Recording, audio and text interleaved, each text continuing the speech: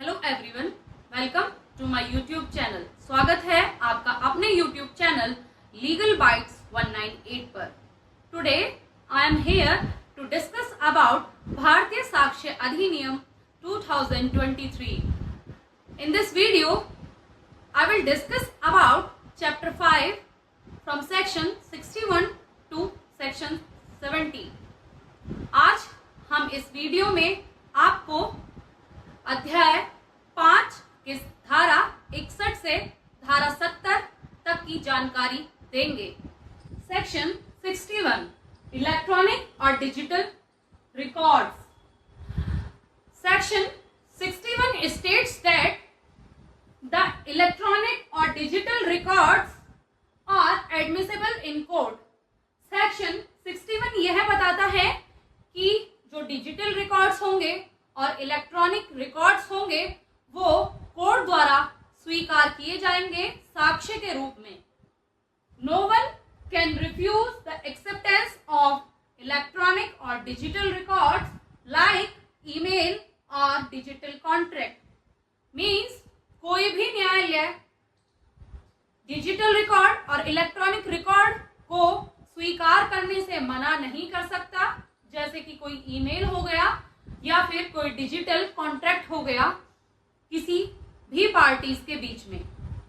These records have the same legal validity and enforceability as per paper documents if condition in section 63 are met। अगर section 63 जो कि भारतीय साक्ष्य अधिनियम में दिया हुआ है कि कब डिजिटल और इलेक्ट्रॉनिकल रिकॉर्ड की एडमिसिबिलिटी होगी, उन कंडीशंस को अगर इलेक्ट्रॉनिक और डिजिटल रिकॉर्ड्स मेंटेन कर रहे हैं तब उनकी सेम इन्फोर्सेबिलिटी और वैलिडिटी होगी जो कि एक पेपर डॉक्यूमेंट की होती है, जो कि एक कागजी दस्तावेज की होती है।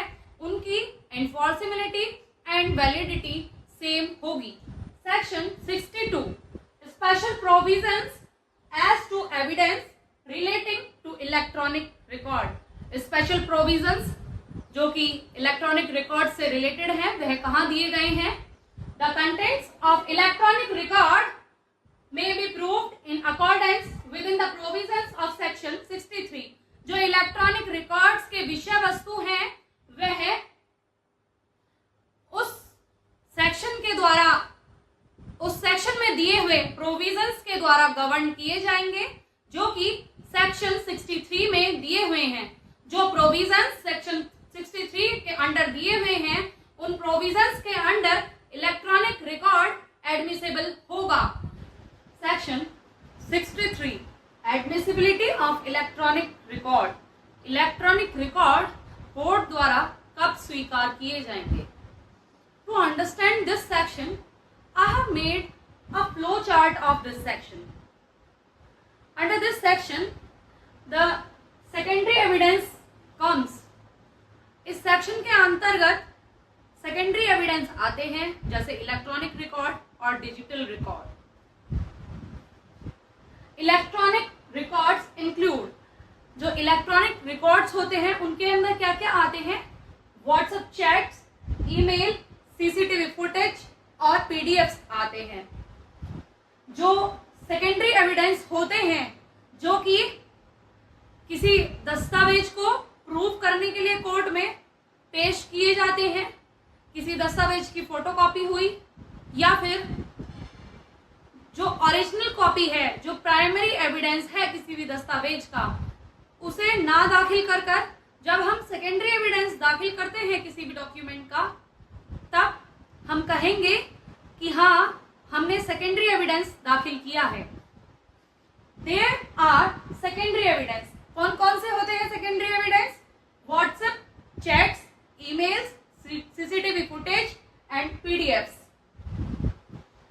इस सेक्शन का क्लॉज 2 ये बताता है कि जो कॉपीज, इन सभी की जो कॉपीज बनाई जाएंगी किसी भी मैकेनिकल प्रोसेस के थ्रू, या तो जेरोक्स या फिर कोई भी फोटोग्राफी के थ्रू या फिर लिथोग्राफी के थ्रू, जो भी इनकी फोटोकॉपीज बनाई जाएंगी या कॉपीज बनाई जाएंगी किसी भी मैकेनिकल प्रोसेस के द्वारा, इसमें से व्हाट्सएप चैट्स की फोटोकॉपीज, ईमेल की फोटोकॉपीज और सीसीटीवी फुटेज की फोटोकॉपीज और पीडीएफ की जो फोटोकॉपीज बनाई जाएंगी, वो एडमिसिबिलिटी उनकी तब होगी जब एक सर्टिफिकेट उनको सपोर्ट करने के लिए कोर्ट में दिया जाएगा। वो कोर्ट द्वारा जब स्वीकार किए जाएंगे जब उनके साथ उन्हें सपोर्ट करने के लिए एक सर्टिफिकेट होगा।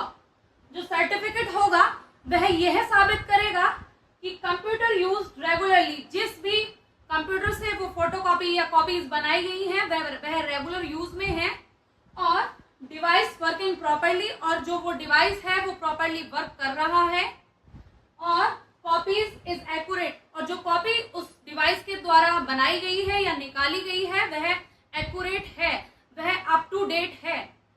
तो कोर्ट में हम जो इलेक्ट्रॉनिक रिकॉर्ड है किसी भी डॉक्यूमेंट का एडमिसिबल कर सकते हैं। With certificate evidence is admissible. केवल इलेक्ट्रॉनिक रिकॉर्ड का एविडेंस तभी एडमिसिबल होगा जब उसे सपोर्ट करने के लिए, उसकी एक्यूरेसी बताने के लिए कि वह बिल्कुल सटीक है, कोर्ट तभी उस इलेक्ट्रॉनिक रिकॉर्ड को एडमिसिबल मानेगी। और without certificate the evidence is not admissible. बिना प्रमाण पत्र के जो एविडेंस है, साक्ष्य है, वह कोर्ट में स्वीकार नहीं किया जाएगा, कोर्ट उसे स्वीकृति नहीं देगी। ये डिटेल्स सेक्शन 63 हमें बताता है कि इलेक्ट्रॉनिक रिकॉर्ड्स कब एडमिसिबल होंगे, क्या क्या कंडीशंस हैं उन्हें एडमिसिबल करने के लिए। The main condition to admissible the electronic record is to certified that records और copies through the computer records and the accuracy of the copies. Section 64 rules as to notice to produce. Notice किसी दस्तावेज को दाखिल करने के लिए कब produce किया जाएगा और उसके क्या क्या नियम हैं।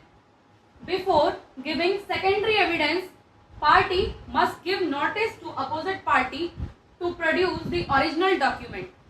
द्वितीय साक्ष्य देने से पहले अपोजिट पार्टी को नोटिस देना जरूरी है कि वह जो ओरिजिनल एविडेंस है, ओरिजिनल दस्तावेज है किसी भी साक्ष्य का, उसे कोर्ट में प्रस्तुत करे। और if original is not produce, अगर उस डॉक्यूमेंट का ओरिजिनल डॉक्यूमेंट प्रोड्यूस नहीं किया गया है तो सेकेंडरी एविडेंस प्रोड्यूस किया जाएगा कोर्ट में अपोजिट पार्टी के द्वारा। No notice required in 6 cases. इन 6 केसेस में कोई भी नोटिस या फिर कोई भी सूचना दूसरी पार्टी को देना जरूरी नहीं है। पहला, document itself is a notice. जब दस्तावेज स्वयं में एक सूचना हो, स्वयं में एक नोटिस हो, तब कोर्ट या फिर जो फर्स्ट पार्टी है वो नोटिस नहीं भेजेगी दूसरी पार्टी को कि आप इसका प्राइमरी एविडेंस कोर्ट में सबमिट करें।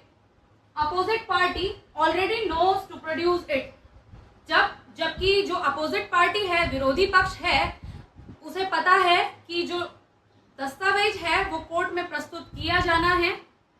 Opposite party got original bye fraud और फोर्स। जबकि जो विरोधी पक्ष है उसने वह दस्तावेज, मूल दस्तावेज, या तो धोखाधड़ी से कब्जा करा है उस पर या फिर किसी बल से उस पर कब्जा किया है।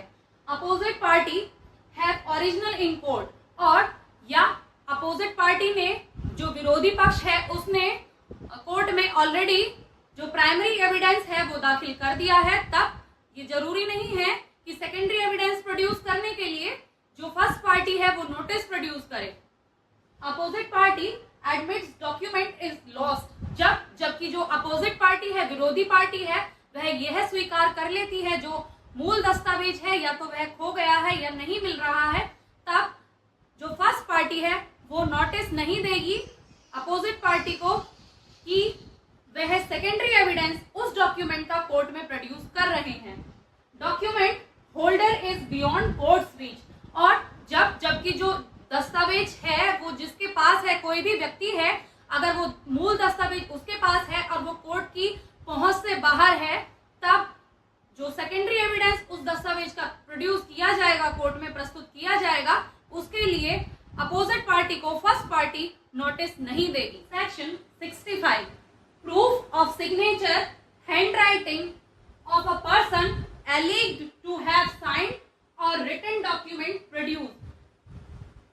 किसी भी व्यक्ति द्वारा किसी हस्तलेख या फिर हस्ताक्षर किया गया है कोई भी डॉक्यूमेंट, उसे साबित करना अनिवार्य है। When someone claims that a document bears the signature or handwriting of a person, जब कोई व्यक्ति यह दावा करता है कि कोई दस्तावेज उसकी हैंडराइटिंग में है या फिर उसके द्वारा साइन किया गया है, तब उस डॉक्यूमेंट का प्रूव होना, साबित होना जरूरी है कि वह डॉक्यूमेंट उस व्यक्ति द्वारा साइन किया गया है या फिर उस व्यक्ति द्वारा लिखा गया है। Proof can be done through, यह साबित कुछ तथ्यों द्वारा किया जा सकता है, जैसे कि एक्सपर्ट हैंडराइटिंग एनालिसिस, किसी एक्सपर्ट के द्वारा उस हैंडराइटिंग का एनालिसिस करना, या फिर comparison with non samples of person handwriting, या फिर किसी नमूने से उस पर्सन की हैंडराइटिंग का कंपैरिजन करना जो कि उसी के द्वारा लिखी गई थी या फिर उसी के द्वारा साइन की गई थी। Admissions by the person whose signature और हैंडराइटिंग इज इन क्वेश्चन, उस व्यक्ति की स्वीकृति जिस व्यक्ति का हस्तलेख या फिर सिग्नेचर, हस्ताक्षर सवाल में है कि वह उसके द्वारा किया गया है, उसके द्वारा लिखा गया है या नहीं, उस व्यक्ति द्वारा स्वीकृति देकर उसे साबित किया जा सकता है। Section 66 proof as to electronic signature, electronic signature का प्रूफ होना, except in the case of a secure electronic signature, एक सिक्योर इलेक्ट्रॉनिक सिग्नेचर के मामले को छोड़कर, if the electronic signature of any subscriber is alleged to have been affixed to an electronic record, यदि किसी electronic subscriber का electronic signature किसी भी इलेक्ट्रॉनिक रिकॉर्ड पर अभिलिखित है, तो यह तथ्य कि वह सिग्नेचर उसका है या नहीं, यह प्रूव करना अनिवार्य होगा। Section 67 proof of execution of document required by law to be attested, if a document is required by law to be attested, अगर कोई दस्तावेज कानून द्वारा अभिप्रमाणित करना जरूरी है, तब the document can not be used as evidence unless at least one attesting witness has been called in court to prove its execution।